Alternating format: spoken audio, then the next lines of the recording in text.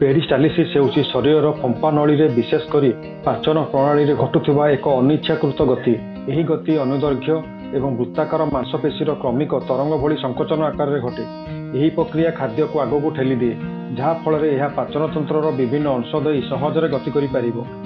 ଯେତେବେଳେ ଆମେ ଖାଦ୍ୟ ଗିଳିଥାଉ, ଖାଦ୍ୟନଳୀର ଉପର ଭାଗରୁ ପେରିଷ୍ଟାଲିଟିକ୍ ତରଙ୍ଗ ଆରମ୍ଭ ହୁଏ ଏବଂ ଧୀରେ ଧୀରେ ତଳକୁ ଗତି କରେ, ଯାହା ଖାଦ୍ୟକୁ ପେଟକୁ ନେଇଯାଏ।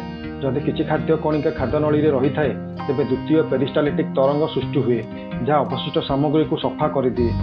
ସାଧାରଣତଃ ଏହି ତରଙ୍ଗ ପ୍ରାୟ 2 ସେକେଣ୍ଡ ମଧ୍ୟରେ ଖାଦ୍ୟନଳୀର ସମ୍ପୂର୍ଣ୍ଣ ଲମ୍ବ ଦେଇ ଗତି କରେ। ମଣିଷଙ୍କଠାରେ ଏହି ସଂକୋଚନ ମୃଦୁ ହୋଇଥାଏ, ଯେତେବେଳେ ଅନ୍ୟ ସ୍ତନ୍ୟପାୟୀ ପ୍ରାଣୀଙ୍କଠାରେ ଏହା ଅଧିକ ଶକ୍ତିଶାଳୀ ହୋଇପାରେ। ଯେତେବେଳେ ପେଟ ପୂର୍ଣ୍ଣ ଥାଏ, ପେରିଷ୍ଟାଲିଟିକ୍ ତରଙ୍ଗ ଗତି ହ୍ରାସ ପାଏ।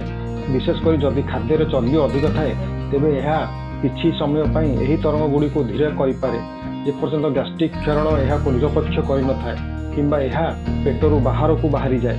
ଏହି ତରଙ୍ଗଗୁଡ଼ିକ ପ୍ରାରମ୍ଭରେ ପେଟରେ ମୃଦୁ ଥାଏ, କିନ୍ତୁ ଦୂରବର୍ତ୍ତୀ ପେଟରେ ପହଞ୍ଚିବା ମାତ୍ରେ ସେମାନଙ୍କ ଶକ୍ତି ବୃଦ୍ଧି ପାଏ।